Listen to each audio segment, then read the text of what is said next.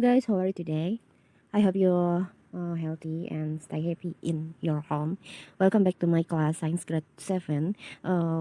Okay, today we'll learn about acid, alkali, and salt. Acid in Indonesia is asam, alkali is basa, and salt is garam. Here start the lesson. First, we're talking about acid. What is the taste of orange? Unripe mango, ya, kiwi fruit, and passion fruit. Does fruit taste sour? Nah, jadi apa sih sebenarnya rasa dari jeruk, terus mangga yang masih muda, terus kiwi juga yang masih muda, atau bahkan markisa yang juga masih muda, semua uh, pada gambar buah-buahan tersebut itu rasanya taste sour atau asam ya, rasanya tuh asam. Nah, kita next ya. Acid. Sweet leso contrasts acid because it contains lactic acid as a result of chemical process that occur in our body. After period time, an iron fines going to be coated. The fence is rusty because acid in the air is rich with iron. The property of acid then can cause erosion or corrosion. Corrosion is described as corrosive. Nah, jadi di sini rasa masam tadi itu terbentuk karena proses kimia yang terjadi pada tumbuhan tersebut atau tubuh manusia tersebut atau tubuh makhluk hidup tersebut. Nah, setelah beberapa waktu yang panjang pada benda mati ya, itu seperti besi, dia akan berubah menjadi sebuah corroded atau perkaratan besi yang akan defense is rusty. Nah, sebuah perkaratan karena proses dari udara yang bereaksi dengan si besi tadi. Nah, akhirnya asam itu merupakan penyebab dari sebuah erosion or corrosion. Nah, apa sih penyebab perkaratan bersih atau corrosion? Sebenarnya adalah di sini dijelaskan electrolyte acid or salt are good medium for charges transfer. Jadi ada dua elektrolit. Yang pertama ada asam atau garam. Ini merupakan medium yang terbaik untuk mentransfer lah ibaratnya sebagai tempat transfer terbaik untuk terjadinya korosi atau perkaratan. This makes it easier for electron to be bound by oxygen in the air. Jadi kedua elektron yang ada di antara asid atau salt ini merupakan elektron yang mudah banget untuk bereaksi sama udara yang atau oksigen yang di dalam udara. Rainwater contains a lot of acid. Nah, hujan itu kebanyakan mengandung dari asam, while seawater contains a lot of salt. Sedangkan air laut itu mengandung banyak garam. Therefore, rainwater and seawater are the main causes of corrosion. Nah, jadi keduanya itu merupakan penyebab dari perkaratan besi. Karakteristik of acid. Nah, karakternya dari si asam ini is tastes of sour. Nah, rasanya asam. It is corrosive. Dia akan melakukan perkaratan besi. It produce hydrogen ion. Berarti dia menghasilkan ion hidrogen ya.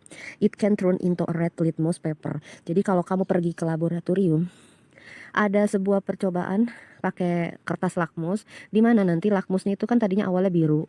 Nah, kalau larutan tersebut mengandung asam, berarti larutan tersebut ketika dituangkan ke kertas lakmus tadi atau kertas lakmus tadi dicelupin ke dalam larutannya, warna birunya akan berubah menjadi merah.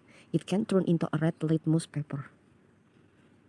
Nah, several acid used in daily, apa aja sih macam-macam asam yang ada di kehidupan kita. For example, most citrus fruit, ya, tea, battery acid, vinegar, milk, soda, apples itu semuanya mengandung asam.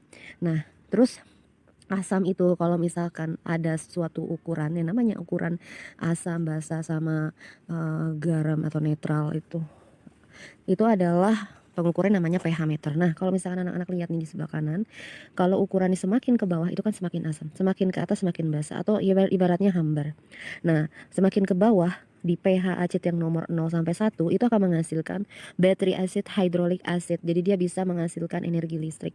Yang kedua ada lemon juice sama vinegar. Dia juga bisa loh menghasilkan energi listrik, lemon ke lemon atau jeruk ke jeruk. Yang tapi yang asam ya. Lemon juice yang benar-benar ibaratnya air jeruknya itu atau buah jeruknya itu yang pH-nya 2, yang asemnya tuh asem banget. Terus habis itu grapefruit juice itu bisa dibikin soda atau tomato juice, itu kan pH-nya 2,5 sampai 3,5, ya lumayan lah asemnya. Terus ada black coffee, terus ada milk, ada urin, ada saliva itu, dan ada darah dengan pH yang benar-benar di tengah-tengah itu netral. Nah, kamu lihat aja ya gambarnya di situ yang tadi. Apa aja sih yang di buku kamu itu pada tabel itu, kamu bisa lihat apa aja yang ada di asid pada kehidupan sehari-hari. 2. Alkali. Alkali compound are also found around us, such as lime. Ini soap ya, bukan soap, lime, and bicarbonate soda. We use soap to clean our body when taking a bath, and will dissolve on our skin in order to make our body clean. But di sini kalau misalkan alkali itu kan, kita sebenarnya udah nemuin di sekeliling kita. Nah, seperti pada kegiatan kita sehari-hari itu menggunakan sabun ya kan, terus kita juga bisa ketemu sama lime ya kan, atau bikarbonat soda. Nah, seperti, tapi yang di sini di alkali ini anak-anak, kita ini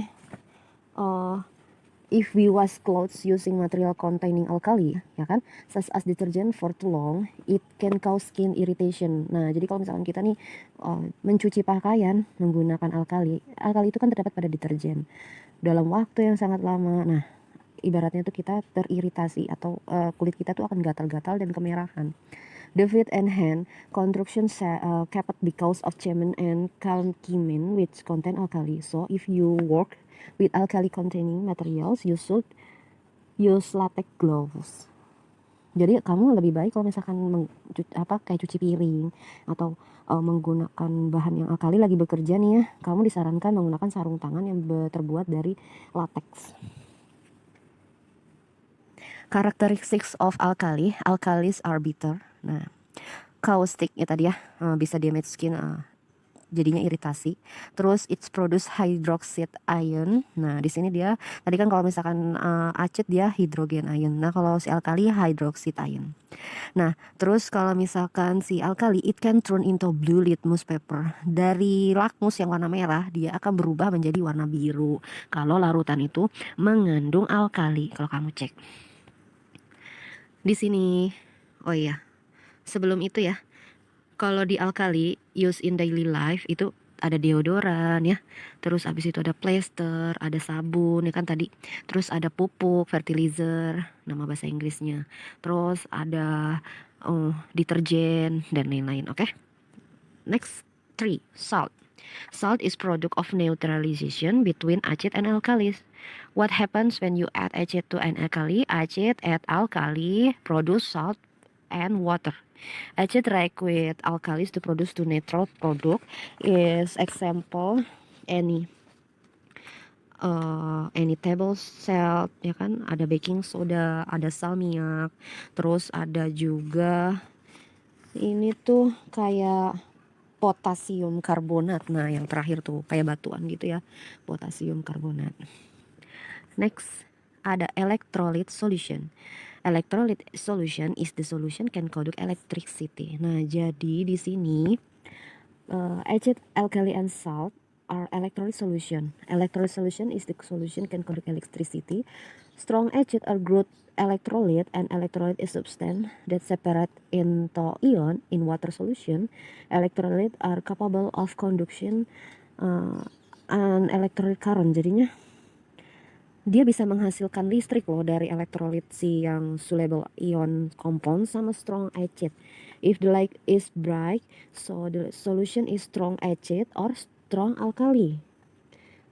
But if the light is dim, so the solution is weak acid or weak alkali. Jadi kayak gitu. Jadi lemah atau kuatnya itu tergantung dari si strong acid atau strong alkali, atau lemahnya si acid atau lemahnya si alkali untuk menghasilkan cahaya yang terang atau cahaya yang terang atau bright, atau cahaya yang lemah atau dim. Identify acid, alkali, salt. Nah, pertama itu ya. The easy way to discern whether a compound is acid, alkali, or salt by testing it. Jadi kita harus merasakannya kan. But this method is unsafe. Jadi kalau kita menggunakan lidah kita tuh kadang-kadang kan kurang unsafe. Kalau ada bahan yang berbahaya lainnya, kita masukkan ke lidah. Nah, because some of them are toxic and dangerous for our body. Ya kan kadang-kadang kan nggak semuanya bahan itu bisa kita rasakan. The safest and easiest way to point out the solution is acid, alkali, or salt by using an indicator. Nah, ada dua cara di sini. Kita harus menggunakan indikator pakai uji di laboratorium, yaitu ada natural indicator. There are many materials around use can function as indicator. For example, jadi di sini anak-anak lihat ekstrak anthocyanin from red cabbage. Jadi di sini ada kol warna ungu ya. Nah, diekstrak tuh ibaratnya anak-anak blender semuanya. Nah, habis itu dimasak. Nah, dimasak, habis itu hasil masakan tadi di filtration atau disaring. Habis itu nanti tuh saringan itu berupa cairan yang akan ibaratnya diuji yang tadi menggunakan ditetesin larutan-larutan. Nah, akhirnya ada yang mengandung acid, ada yang netral, ada yang base. Acid itu asam, netral itu berarti dia mengandung alkali. Netral itu berarti dia salt, dan in base itu dia alkali. Nah, terus gimana yang kedua caranya? Ada yang namanya chemical indicator.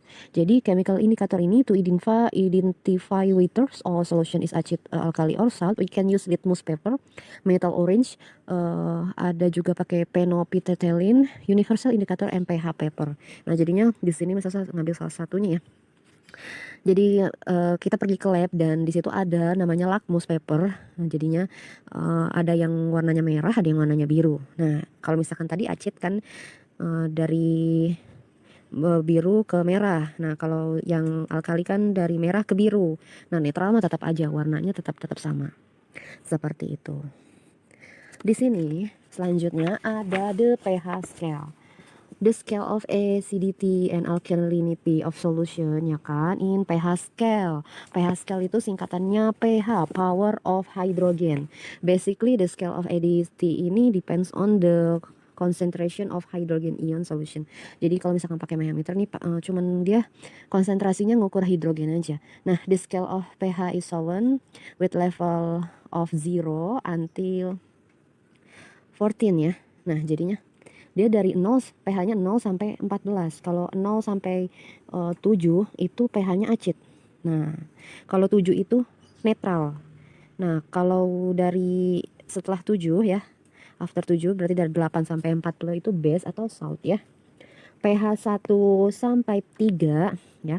1 2 3 yang warnanya merah itu pH 1 to pH 3 so that there is a strong acid. Nah, pH nomor 4 sampai pH nomor 6, pH 4 to pH 6 so that there is a weak acid. Jadi lemah ya. Nah, pH 7 so that substance is neutral, not acid, not alkali. Nah, pH 8 to pH 10 so that there is a weak alkali. Jadi ini rendah banget, lemah alkali. Nomor 8 sampai nomor 10. Tapi nomor 11 sampai nomor 14 so that there is strong alkali. Nah, jadi to identify the exact value of pH, we can use pH meter. A pH meter use electricity current to determine the solution acidity. pH meter is often used in laboratory because of its high accurate. Jadi ini benar-benar akurat kalau pakai pH meter. Oke. Thanks for watching. I hope you understand about my explanation.